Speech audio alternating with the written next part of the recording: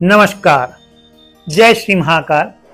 मित्रों, 3 अक्टूबर से शारदीय नवरात्रि का प्रारंभ हो रहा है और यह नवरात्रि किसी भी व्यक्ति के लिए उसकी कुंडली में किसी भी तरह का दोष हो उसके निराकरण के लिए यह एक सर्वश्रेष्ठ समय होता है।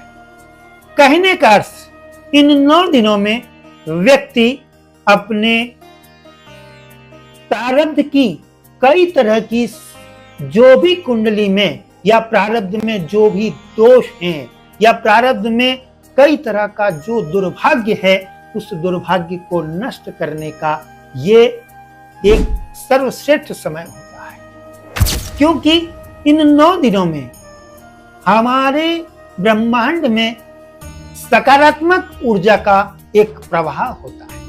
इसलिए हमारे ऋषि महर्षियों ने इन 9 दिनों में की हुई साधना का फल कई गुना बताया है।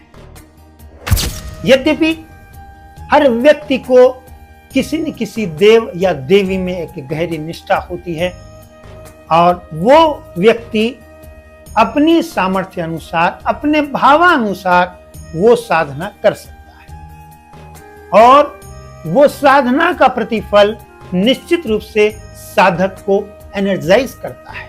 साधक के भीतर निश्चित रूप से एक सकारात्मक ऊर्जा का प्रवाह होता है। तो कहने का अर्थ, आप इन 9 दिनों को भूलकर भी किसी भी वैमनस्य या किसी भी तरह के विकारों में या किसी भी तरह के एडिक्शन में, किसी भी तरह के व्यसन में अपना समय व्यतीत न करें, बल्कि अपने भीतर सकारात्मक ऊर्जा को बढ़ाने के लिए जो उपाय मैं आपको बता रहा हूं वो कीजिए। मैं निश्चित रूप से कह सकता हूं कि ये उपाय करने के बाद आप अपने भीतर अपने सराउंडिंग एक सकारात्मक ऊर्जा, एक पॉजिटिव एनर्जी की ओरा क्रिएट कर लेंगे। यद्यपि मैंने कहा कि आप किसी भी देव या देवी की आराधना कर सकते हैं, लेकिन मेरे अपने मतानुसार यह जो 9 दिन है यह माता की आराधना के लिए बहुत ही श्रेष्ठ है और इसके लिए आपको सर्वश्रेष्ठ उपाय रहता है इन 9 दिनों में दुर्गा सप्तशती के 9 पाठ। आप प्रथम दिन से लेकर अंतिम अर्थात 9वें दिन तक आप चाहें तो प्रत्येक दिन दुर्गा सप्तशती के 9 पाठ कर सकते हैं और यदि आप 9 पाठ नहीं भी कर पाए तो इन 9 पाठ को आप 9 दिनों में भी विभाजित करके कर सकते हैं। ये जो 700 श्लोक इन दुर्गा सप्तशती में 13 अध्यायों में जो 700 श्लोक हैं उनको आप 9 दिनों में भी कर सकते हैं और अगर आपके पास समय है तब उस स्थिति में जैसा मैंने कहा कि प्रत्येक दिन में आप 1 पाठ करें और 9 दिन में अगर आप 9 पाठ कर लेते हैं तो निश्चित है आप अपने जीवन की कई तरह की कुंडली के दोषों का शमन कर देते हैं और साथ ही दुर्भाग्य आपका सौभाग्य में परिवर्तित हो सकता है। यह मैं अपने पूरे अनुभव से कह सकता हूं। तो सर्वप्रथम आपको देवी की जो भी तस्वीर आपको प्राप्त हो वो तस्वीर आप सामने रखिए और देवी का जो भी पिक है, जो भी इमेज है, जो भी फोटो है उसके नीचे महिषासुर का फोटो होना अति अनिवार्य है और इस विषय में मैं अपने नेक्स्ट वीडियो में बड़ा विस्तार से समझाऊंगा, लेकिन एक बार इन 9 दिनों में जो पूजा का क्रम रहेगा उसी विषय को मैं फोकस करते हुए आपको स्पष्ट बता रहा हूं। तो देवी का पिक रखने के बाद आप सामने दीपक लगाएं और यथासमर्थ आपको धूप बत्ती और देवी का पंचोपचार के बारे में भी मैंने विस्तार से पहले बताया।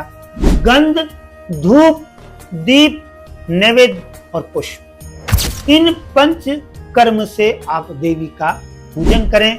और अगर आप सामर्थ्यशाली हैं तो देवी का षोडश उपचार से पूजन करें। और पूजन करने के बाद संकल्प लें। अगर आपको संकल्प का विधान मालूम नहीं है तो इस बात में आपको चिंतित होने की कोई आवश्यकता नहीं। केवल हाथ में जल लें, अक्षत लें, पुष्प लें और 1 रुपए का या जो भी आपकी सामर्थ्य उस अनुसार अपने हाथ में दक्षिणा रख लें और देवी से प्रार्थना करें कि मैं इस संकल्प के साथ आपकी आराधना कर रहा हूं और मेरे दुर्भाग्य का शमन हो। साथ ही जिस तरह की परेशानियों को मैं काफी देख रहा हूं, काफी समय से जूझ रहा हूं, उन परेशानियों का अंत हो।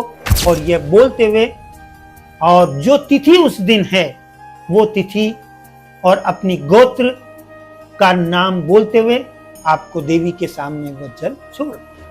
तत्पश्चात आपको सर्वप्रथम देवी कवच, अर्गला, कीलक और देवी अथर्वशीर्ष के पाठ करते हुए फिर प्रथम अध्याय से लेकर 13 अध्याय तक 700 श्लोकों का पाठ करने के बाद देवी के जो तीनों रहस्य हैं उन तीनों रहस्यों का भी पाठ करना है।